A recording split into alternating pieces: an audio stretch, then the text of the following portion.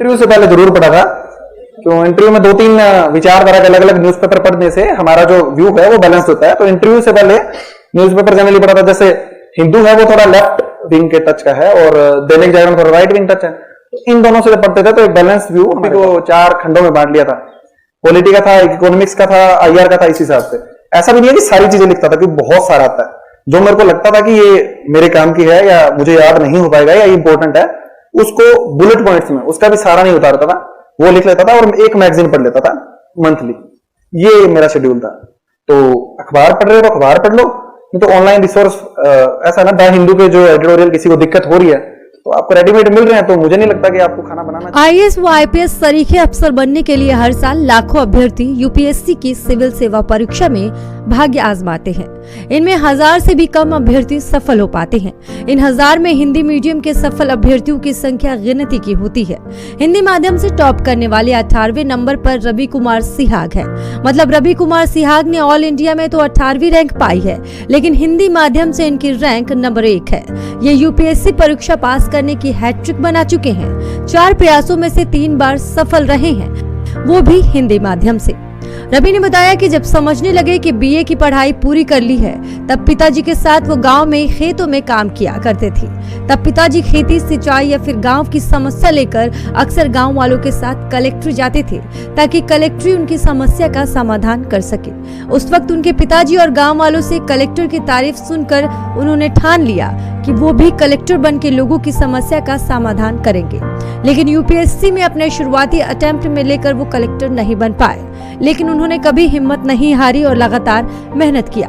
इसके बाद जाकर बचपन में देखा सपना उनका अब पूरा हो गया है।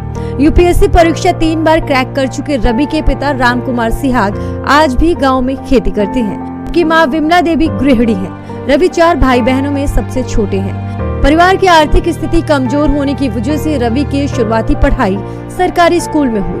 2015 में ग्रेजुएशन कंप्लीट करने के बाद परिवार की आर्थिक स्थिति कमजोर होने की वजह से रवि ने घर पर ही रहकर खेती के साथ यूपीएससी की तैयारी शुरू कर दी। इसके बाद साल 2016 में रवि के पिता ने बमुश्किल पैसे इकट्ठे कर उन्हें दिल्ली तैयारी के लिए भेज दिया, जिसके 2 साल बाद ही अपने पहले अटेम्प्ट में रवि ने साल 2018 में यूपीएससी की परीक्षा पास कर ली, जिसमें उन्हें भारतीय रेलवे यातायात सेवा के लिए चुना गया। इसके बाद उन्होंने 2019 में एक बार फिर परीक्षा पास की, जिसके बाद उन्हें भारतीय रक्षा मंत्रालय में चुना गया। लेकिन ट्रेनिंग के दौरान ही रवि ने एक बार फिर यूपीएससी की परीक्षा पास अपने पिता के सपने को पूरा किया।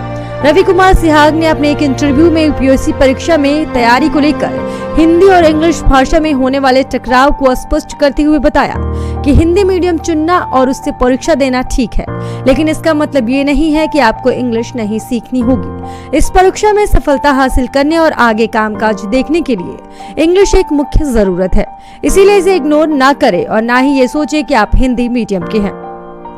अंग्रेजी सीखने की कोई आवश्यकता नहीं है।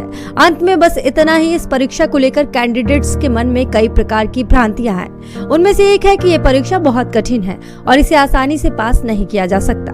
रवि कहते हैं कि सभी का अपना सोचना होता है, पर उन्हें ऐसा लगता है कि ये परीक्षा पास करना इतना भी कठिन नहीं है। सही अप्रोच के साथ, सही दिशा में बढ़ने और कड़ी मेहनत के साथ कोई भी इस परीक्षा को पास कर सकता है। रवि कहते हैं कि अगर मैं कर सकता हूँ तो कोई भी कर सकता है।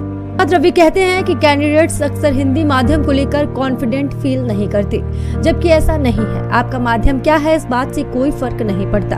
मेरा माध्यम तो हिंदी था, साथ ही ऑप्शनल भी हिंदी लिटरेचर था। इसके बावजूद मैंने न केवल परीक्षा पास की, बल्कि ऑप्शनल में बहुत बढ़िया अंक भी हासिल किए और यूपीएससी का हिंदी माध्यम का टॉपर बना। हिंदी टॉपर रवि दूसरे कैंडिडेट्स को सलाह देते हैं कि इन फालतू चीजों में अपना समय ना गवाएं। आपका माध्यम क्या है, या आप पहले पढ़ाई में अच्छे नहीं थे, इस एनर्जी को परीक्षा की तैयारी में लगाएं तो ज्यादा लाभ मिलेगा।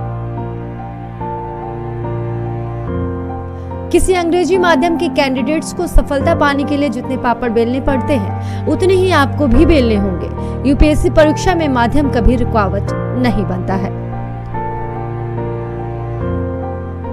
राजस्थान के एक गांव जिला श्रीगंगानगर का निवासी हूँ। अपनी परिचय देते हुए प्रारंभिक शिक्षा मैंने गांव के स्तर पर की, उसके बाद में नजदीकी तहसील से बारहवीं करने के बाद स्नातक में अपनी तहसील से मैंने कला वर्ग में किया। उसके बाद कर्मचारी चयन में चयनित हुआ। उसके बाद में हिंदी माध्यम से यूपीएससी की तैयारी स्टार्ट की और प्रथम प्रयास में 337 रैंक हासिल की।